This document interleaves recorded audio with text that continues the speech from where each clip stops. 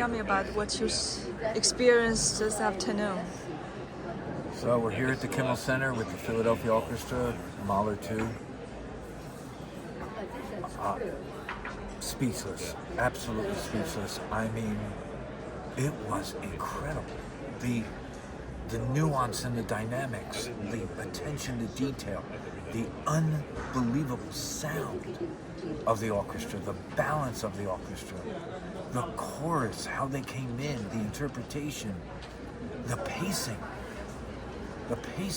everything was just incredible. You're talking about a piece that's almost 90 minutes long, and I swear to God, there wasn't a moment, even in the last movement, which is gigantic. They shaped it in such a way that it was so clear formally, and they paced you through it. They actually paced you through the listening experience. And when the chorus came in, oh my God, it was like something out of this world. It was extraordinary. There's 5 movements, right? 5 moments. Okay, I hear the preparation and proceeding, and then it's like climax, right? Yeah. And there's always, every movement has this pattern. Right. And the last movement, I feel, once the chorus came in, is that all the struggle leads to nothing, and the composer started to hang on the prayer. Yep, exactly. That's the only thing I hear. That absolutely is is that it. Surrender and prayer. Yep, that's what it is. It's And it's a bit soft. It's so much. There's so much that he deals with in this symphony. He deals with death and ultimately resurrection, and that when the chorus comes in, it's as if he's saying, I've tried everything. I've tried everything, and this now is the I'm only sitting thing in I God, have. and Yeah. I am in prayer, and in bathed in prayer, bathed in it to the point where it is so immersive and so healing and so hopeful, Yeah. Mahler 2 is maybe the greatest piece of music I've ever heard. We actually, when we're driving here, we talked about death, right? Yeah. Like when, for example, you're hanging on to the music, your life is meaningful when you produce music. Right, but right. there's one day you're gonna fade it out, That's and there's right. nothing works, and That's then right. you are just sitting there. What are you gonna do, right? And I think everybody has to have the last phase of the time that they can do is prayer. Is prayer. Because there's nothing else they can There hold is on to. Nothing else. The kids went away, parents Right. disappeared. People and can hold your hand, it doesn't matter. your identification Right. faded away. Right. So I think this piece, the last piece, like that, I feel this is what I get. Oh, you prayer, hit it right on the nose. prayer. But for the first, second, third, fourth, like first 4 movement, maybe they prepare to that moment, right?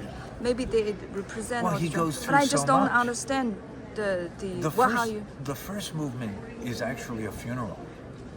the first It's the movement. death of something. Right. The second movement, I can't really remember exactly what the point was, but I know the third movement is very funny because it's a piece kind of about St. Anthony, who is preaching and nobody's listening. So he goes and he preaches to the fish, and the fish come and they listen to him, and then they just tell him to go to hell and they leave. And it's almost as if he's talking about listen to the spiritual, listen to the gospel, listen to the faith, listen to the hope that is in the eternal. And by the time he gets through that struggle and he comes to that last 10 minutes, you're right, he gives up and he just goes, prayer. To completely surrender. Complete surrender. Yeah, because by the time you reach out to that end, right, you always want to try something, right? You always want to, maybe this one would work, maybe that one would work. Well, you fight. Yeah, you You're fight. always fighting and fighting and fighting, and there he just lets go, and it's glorious. I mean, it's. And then when the orchestra is big and the choir is singing all full, and they stand up right at the end, they stand up, and they just let it out. I think what was also beautiful about this performance is a lot of times conductors can climax too many times. Somehow, he got us to the one place. And I never felt like I was being pushed and pulled. You know, we talk about that a lot. That push and pull. I didn't get that at all. There was one push and there was one pull. And there was one place where we arrived. And that happened in almost all the movements. Like, that's why the interpretation was so beautiful. And the piece is so complex. It's complex musically and spiritually and emotionally. And there was complete understanding. I mean, you know, the only person that I could think of who could have conducted this better was Bernstein. I mean, Yeah, unbelievable. I saw the audience respond to this Oh, at the the audience end. lost it, man. They were like, oh, Right, right and I away. saw you kind of cry. Oh, and I'll cry right now. like what touches you the most? Oh, like so many things. I mean, like the end. the fact that any human being can write a piece of music like that is so amazing. And that he could write music like that. A man who suffered ill health, watched many people in his family die.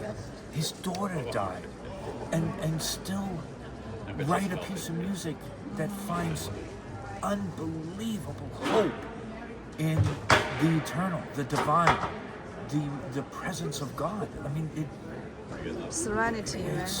it's serenity. It's serenity in the grander scale. You know, it's universal. You Like know, I'm thinking, you know, yeah, you can reach out to this peaceful with God, with your life, but if without those struggle, You don't get and this peace won't be so great. That's right. You have to go through That's right. that. You have to go through it. You have to go through disappointment, loss, illness, fear. Yeah. You have to go through it. You do. And It's like our life suffering. It has the meaning there's a to purpose. lead to the end. We have to have faith That's that right. all our suffering leads Yeah. to something. Oh, yeah. Right? And I think Mahler's view of God in this piece is as grand as the universes are grand. He doesn't define the divine in these small theological examples. It's almost like he just goes, ah. And I think that a lot of that comes from the fact that he was Jewish, he converted to Catholicism, and he was always looking for that truth. Mm-hmm. And even if he never found it, he was looking for it. Yeah. And he found it in music. He found it. That's what's so remarkable about it, is that he found the expression in the music that he wrote.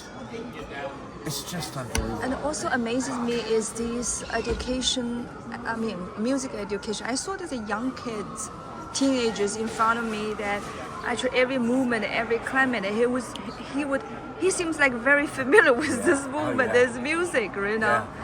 I mean, and you see all these people, like, this is not the environment that I'm grow up with. So I'm kind of educate myself. But you understand music. You understand it when you hear it.